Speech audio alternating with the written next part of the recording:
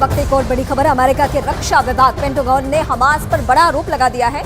Pentagon ने दावा ये किया है कि अल शिफा अस्पताल में हमास का कमांड सेंटर है।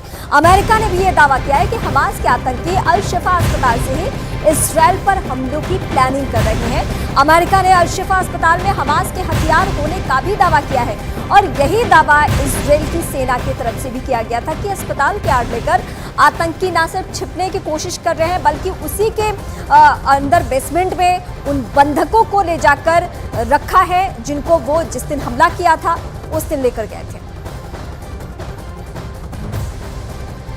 7 अक्टूबर को इस्राएल के किसुफिम में हमास ने कई लोगों की हत्या कर दी थी, जिसमें 90 साल से ऊपर की महिलाएं भी शामिल हैं, यानी बुजुर्गों तक पर भी उसने रहम नहीं की थी। न्यूज़ 18 की टीम किसुफिम के उस इलाके में पहुंची है जहां आज भी कत्लेआम के सबूत साफ तौर पर देखे जा सकते हैं। रिपोर्ट दिखाते हैं, ग्राउंड रिपोर्ट। किसुफिम के जिस घर में हम लोग मौजूद हैं यहाँ एक 94 साल की महिला रहती थी, बगल में 90 साल की महिला रहती थी। आतंकवादी यहाँ आए बाहर से, इधर से, यहाँ से आतंकवादी आए, आपको दिखा दे पहले, यहाँ से आतंकवादी आए, यहाँ भी बगल में 90 साल की महिला रहती थी, यहाँ 94 साल की, और देखिए यहाँ उन्हें सिर में गोली मारी, ब्लड के निशान अभी भी आपको दिख रहे होंगे।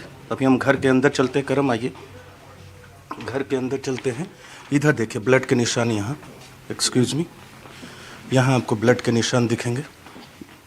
ये सिर्फ वहीं थी, बगल में जो दूसरे बगल में घर है उनके साथ भी 2 बुजुर्ग महिला को, कुल 8 लोगों की हत्या की आतंकवादियों ने यहाँ।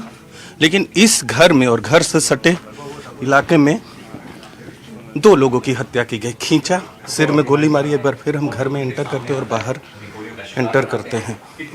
आइए देख सकते हैं धमाके लगातार आपको सुनने को मिल रहे होंगे,